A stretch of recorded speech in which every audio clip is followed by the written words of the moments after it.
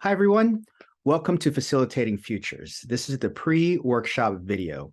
We recommend that every participant watch this video before taking the course. It's very short, but it'll give you a nice primer for what we're going to be doing in the workshop ahead. My name is Phil Balaktis. I am a designer and design leader based out of San Francisco, California. I have over about 20 years of experience designing digital products and services, and I've been practicing futures thinking for a little over a decade now. I am also the founder of the Design Futures Initiative, a nonprofit that I started back in San Francisco, which manages a global community of chapters worldwide.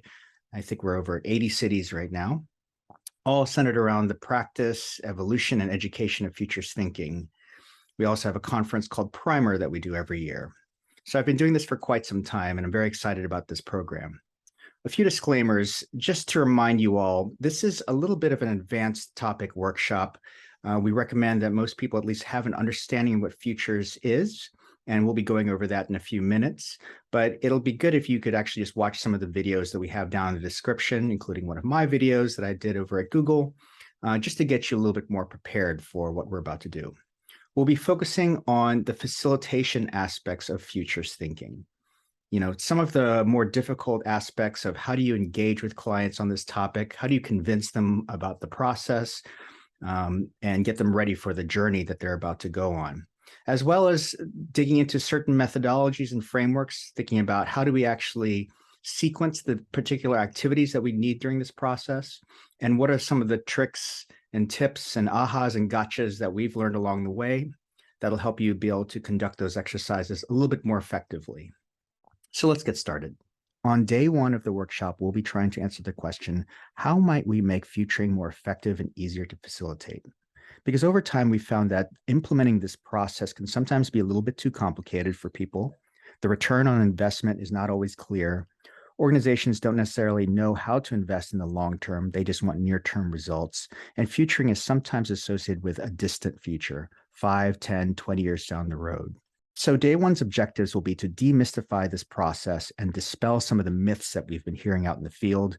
We'll talk about how to assess the client culture, their environment, and the projects so that we can properly apply the process and think about how they will actually be applying it in the future. We'll also talk about how to execute specific methodologies and frameworks across the process in a variety of contexts. We're actually looking forward to listening to you and hearing your stories about the problems that you're finding with facilitating futures with your team, your organization, and your projects today. We've broken up the process into 3 major phases.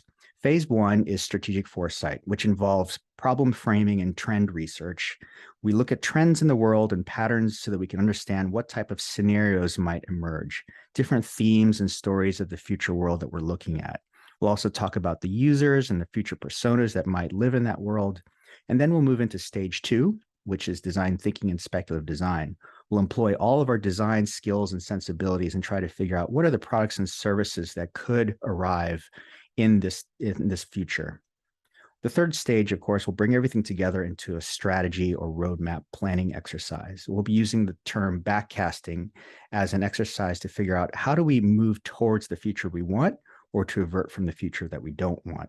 Futures thinking is an umbrella term that we'll be using. I like to modify it by calling it futures design and thinking to really highlight the design aspect of it, because we're not only just designing scenarios and new worlds, but we're designing new products and services, and that's part of the futures process. This is really an approach to vision and strategy comprised from principles taken from foresight, speculative design, design thinking, and design strategy, and we can use it in innovation, entrepreneurship, and strategic planning. One of the myths are that futures is only for the long term, so we'll be talking about how we can apply it for near-term strategy and goals as well. Strategic foresight is also known as futures studies. It's a discipline organizations use to gather and process information about their future operating environment. This information can include, for example, trends and developments in their political, economic, social, technological, and legal and policy environments. For this workshop on day one, we'll be talking just about a few of these aspects, namely trends and how to prioritize trends, scenarios, the futures wheel, also known as the implications wheel, and backcasting, which is part of the strategic planning phase. Let's talk about trends. Trends are one of the sources of information for futures thinking and foresight. There are different types of trends that exist: megatrends, macrotrends, microtrends, and fads. Really understanding how to discover and analyze these trends and categorize them will be really important for working with your clients. We'll talk about the different types of trends. We'll also talk about how to find them, where to find them, how to use them, and how to prioritize them. Drivers, signals, and trends can be confusing at first, but we'll talk about how to look at them and how to understand what is a signal and what is a driver. What's the root cause for a trend to actually scale? And how do we actually identify them out in the world and categorize them and prioritize them so that we can use them in the future's process?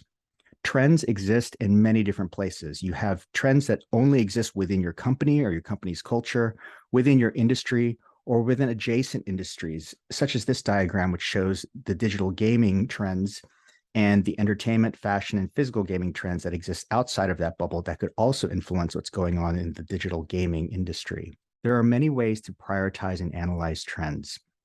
One way is the probability versus impact matrix. This is a simple 2x2 grid where we plot impact versus probability or likelihood.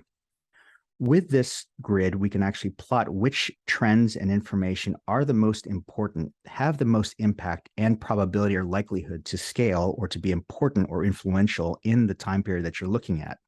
As we can see here in the top right-hand corner, everything that we place into that quadrant has high impact and high probability. That means everything that's in that quadrant will be the trends and information that we want to pay attention to when creating our future worlds and our future products and services. Another version of the probability versus impact matrix, as shown here, breaks the probability up into 3 decades. So this just shows how we can prioritize trends, particular megatrends and macro trends, and see which ones are going to be the most impactful within which decade. This is just another way of looking at how to prioritize information. Scenarios and world building. Sometimes these two terms are used interchangeably. Scenarios are just different stories and themes of the future world. You can have a pandemic scenario or a non-pandemic scenario. The way people live in each of those scenarios will be very different. So with these themes, we can identify potential strengths, weaknesses, opportunities, and threats, as well as look at different user perspectives for people that might live in those worlds. As a user, a persona, I will live my life and operate completely differently in a world that has a pandemic versus one that does not. So we can create many different scenarios for how the world could be and use that to inform our design visions. Traditionally, there are 4 scenario archetypes, which were created by Jim Dator at the University of Hawaii, Manoa.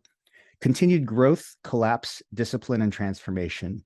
These are traditionally used, but you can have different types of scenarios as well that don't fall within these 4 categories.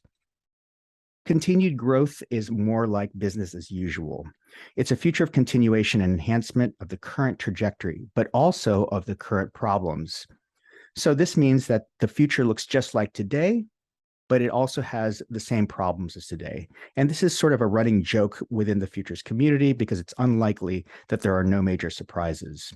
The transformation scenario, sometimes looked at as a utopic scenario, is when fundamental changes to the system occur. It's a future of radical departure from the present due to transformative events or phenomenons, either spiritual or technological. There's a lot of innovation, entrepreneurship, and growth. So this is the best case scenario. The inverse of that is the collapse scenario, and we see a lot of visions of collapse and dystopic futures in science fiction, film, and literature. In a collapse scenario, the system regresses or dips into a level of dysfunction. Economic stagnation or recessions are the norm. This is the negative scenario, and we always want to include this when we're writing scenarios so we can look at the other side of the coin. Another methodology or framework or diagram that we use, it's very flexible, is called the futures wheel. It's also known as the implications wheel or the wheel of implications. It's very simple to set up. In the center of a circle, the very first thing that you plot is the trend or signal or event or the existence of an idea. And then you draw another circle out from that center. And that is the first order consequence or the direct impact. The next circle that comes out from that first order is the second order consequence, and then third order consequence, and so on and so forth. With this, we can actually start to plot and map all of the consequences and possibilities, positive and negative, of the advent of a particular trend, event, or idea. On this diagram, we see autonomous cars. So the direct impact of autonomous cars in the world means we don't have to drive. But the indirect impact or the second order consequences, we could forget how to drive over time. And the indirect impact of that, the third order consequence, could be that accidents happen because we have forgotten how to drive. Now you can create a massive map of possibilities. And again, we're going to talk about how do we look at all of these different implications, analyze them and prioritize them so that we can actually act on them and create products and services to respond to the implications that we care most about. Designing futures will be the primary topic for day 2 of this workshop, and we'll focus on 2 formats or vehicles for how do we design for the future, including speculative design and design fiction. Day 2's objectives will include discussing the various examples and formats of future ideation exercises. We'll learn how and when to use the different brainstorm mechanisms, and also discuss the challenges behind getting teams to really think creatively and out of the box. Speculative design is a design practice based on critical thinking, which allows you to devise or rethink alternative systems and worlds. It can be used purely for provocation, just to ask questions and discourse, or to envision future products and services you want to build, your North Stars or your visions. Day 2 will seek to answer the question, how can we design more innovative products and services with the process of futures thinking? Because some of the problems that we've seen during the design phase in innovation, design thinking, or futures processes is that innovation can be perceived differently by different people. What looks and feels innovative to one person might not feel very innovative to the other. Sometimes the brainstorming methods don't really work, and you still come out with poor ideas. You do a lot of work to create the inputs and to set the stage for creativity, but you don't always come up with something that's novel and new and innovative. Sometimes teams just want to follow the competition and create something just like they did, but only incrementally better. And sometimes design is not a priority or there's a lack of creativity. So we'll be talking about this in day 2 and how can we actually start to sequence activities, think about the right inputs to bring into the workshop, and really push people's thinking so that they can come up with more novel design ideas. The first format or vehicle that we'll be talking about for designing for the future is speculative design, and it's best told through examples. The first example here is called Transfigurations by Aggie Haynes. This is not a real baby, this is a model. Aggie was really interested in the design of the human body. How might people respond to the possibilities of our body as another everyday material? Through surgical procedures, or our bodies could be stretched or shifted and sewn and yet still be functional. So this child, this speculative child, has been designed to have folds in the skin on its head, which allows it to work in hotter temperatures and for longer hours. So purely for provocation, this asks the question, if we have the technology, what would we do with it? Could we or should we design our children to survive in different conditions in the future? Hyperhuman was an exhibition created by IDEO, and one of the installations was called Belief Checkout. Belief Checkout asks, what if tomorrow's supermarkets could consider your values and ethics when automatically buying products for you? How might we embed our vision, values, and belief systems into artificial intelligence to confidently delegate tasks, enabling the AI to negotiate on our behalf? So this exhibition was purely on the future of artificial intelligence. And while it was interactive and immersive, it asked some really critical questions about where, why, and how we could use artificial intelligence. Lowe's is a hardware retailer in the United States. They have an innovation lab that's using futures thinking and science fiction narrative and storytelling to influence their innovation process. So this comic strip that you see was built around the story of a natural disaster, but the technology that was placed inside of this story ended up influencing the creation of exoskeletons for their employees in the stores and in-store robots to help customers with navigating the store, as well as new training opportunities. Futures does not have to operate in the far distant future. Back in April of 2020, during the height of the pandemic, Joe Doucette, a fashion designer, created this rendering of what a fashionable face shield might look like. In April 2021, just 1 year later, he had refined the design and made it available for the public. Now, fashion and architecture have been using futures and speculative design for quite some time now, and really paving the road for new innovations, new materials, and new designs for the future. This is a video by Microsoft on the future of productivity, which includes a lot of visions of their own products being used in the future in educational environments and professional environments, including wearables and see-through touchscreens, and other ways that emerging technologies could exist in our everyday lives.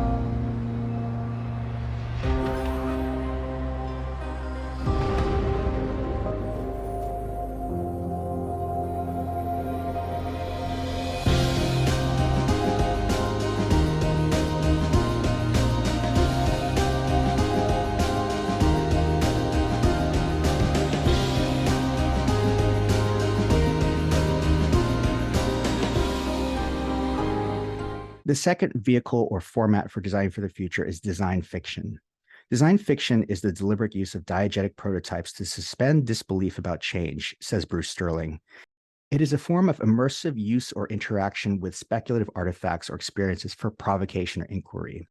The Near Future Laboratory, a design fiction collective, created this IKEA catalog, a design fiction artifact which included speculative products of some future. You can see it looks just like an actual IKEA catalog that you pick up at the store, but some of the details are very different. You can see here it says Roomla mattress, compatible smart mattress that adjusts moisture, vapor, temperature, self-comforting pliability, thickness, and density based on your preferences, ambient temperature, and future self. So this object did not exist, but it was actually a provocation. And people didn't always understand if this was a real product or not. But it was used to suspend disbelief and ask the questions of, are these products that you might want in the future? Are these products that could arrive in the future? And would we want something like this or not? Another project by Near Future Lab was the Autonomous Car Quick Start Guide. So what if, because speculative design or design fiction always asks the question, what if? What if we had an autonomous car and had to figure out how to drive it right away? Would there be a quick start guide, just like you would find with your Fitbit? Near Future Lab conducted a workshop to try and understand what would go into this quick start guide if it existed. We thought about emergency situations. What if you fell asleep and the car brought you into a dangerous area? What happens if you locked your child in the car? How do you clean it? And all of this information was printed and placed into an actual quick start guide, which was available for you for free on their website. The Extrapolation Factory took over a 99-cent store in New York. They installed several speculative products within the store and asked customers to browse. And as they picked up those products and brought them to the cash register to buy, they asked them several questions about what they thought about the product, if they realized what the product did, why they were buying it, and what they thought about that future that would actually have a product like that. Design fiction, again, is just a vehicle. It's another method of prototyping, of immersing someone within a future, providing them with artifacts to ask similar questions about, is this the future that you want or don't want? But we mention this because this is one of the formats that we can use to prototype futures and get people really involved in the content so that we can ask those questions and refine the future vision. The last phase will be about strategy, and we'll be talking about one particular method or framework called backcasting. Backcasting is a planning method that starts with defining a desirable future and then works backwards to milestones, opportunities, threats, and identifies the tasks, policies, and programs that will connect that specified future to the present. If you think about time being on the x-axis and level of innovation being on the y-axis, most companies are sort of stuck in a rut of incremental innovation over time. They have the constraints and the demands of their current business, and they can only get to modest levels of innovation year over year. With backcasting, you break away from the barriers that you have today and think of this ideal future state, maybe 10 to 15 years out, and it's a highly innovative vision for where your company could be. And from that, you can then work backwards to today and what your pipeline of products and services should be as you head toward that future vision. A typical backcasting map looks like this. You start with your vision or your North Star in the future, and then you work backwards into the present, identifying the milestones and tasks and infrastructures that are necessary for that vision to come true. If we look at this as like the Apollo program that NASA launched, the vision for the program was to put someone on the moon, to put a human being on the moon. But they had to start slowly and take baby steps towards that ultimate vision. So the Mercury program was able to launch humans into space, and then Gemini around the orbit of the Earth, and then eventually we made it to the moon. Over the course of 2 days, we'll be doing 2 hands-on group activities. Each one of those activities is a sequencing activity where you'll be choosing the different methods and exercises that you'll have to plan for your mock client.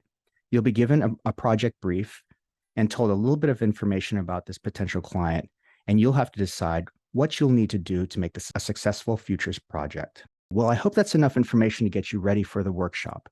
There's a lot of other information that'll be down in the description of this video. Feel free to browse around, watch some videos, and read some articles to get yourself even more prepared. But we really ask that you dig into some of this information and try to understand the different methodologies, some of the different terms, just so that you're more prepared to really talk about some of the other soft skills we'll be discussing. The facilitation aspect, the leadership aspect, the community building aspect, preparing your client and really shepherding them through this process. We'll see you soon.